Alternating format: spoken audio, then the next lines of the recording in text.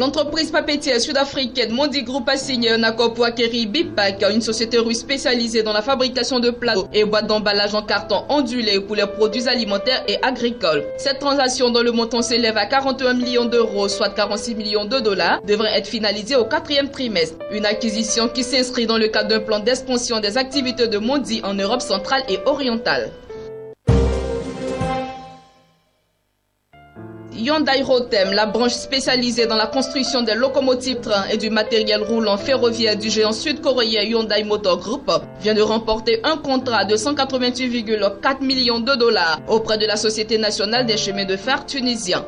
Ce contrat porte sur la livraison de 112 rames électriques à la Société nationale des chemins de fer tunisiens durant le deuxième semestre de 2018. Ces rames seront utilisées sur le réseau ferroviaire rapide qui relie Tunis à plusieurs de ses banlieues.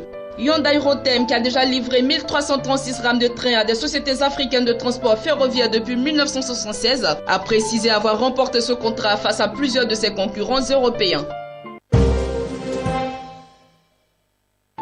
Intitulé L'engagement de la Chine en Afrique des ressources naturelles aux ressources humaines, le rapport publié récemment par le think tank américain Brookings Institution précise que le vieillissement de la population chinoise qui aboutira inéluctablement à la baisse du nombre des ouvriers travaillant dans les usines, la hausse des salaires de ces ouvriers et la baisse de la compétitivité des produits made in China représente une opportunité exceptionnelle pour l'Afrique sur le moyen et le long terme. Les industriels chinois qui regardent de plus en plus vers l'Afrique pour y délocaliser leur production permettraient à l'Afrique de devenir l'usine de la Chine. Le fabricant chinois de téléphones portables Technomobile, qui dispose déjà d'une unité de production en Éthiopie, a en effet annoncé il y a quelques jours une nouvelle implantation industrielle au Nigeria. Une vingtaine d'usines chinoises de textiles et de produits électroniques sont par ailleurs déjà en activité dans les zones économiques spéciales situées près de la capitale éthiopienne Addis Abeba. Dans ce cadre, David Dola, l'auteur du rapport, estime que l'équilibrage de l'économie chinoise sera bénéfique pour l'Afrique à condition que ce continent daigne investir dans le développement de ses ressources humaines.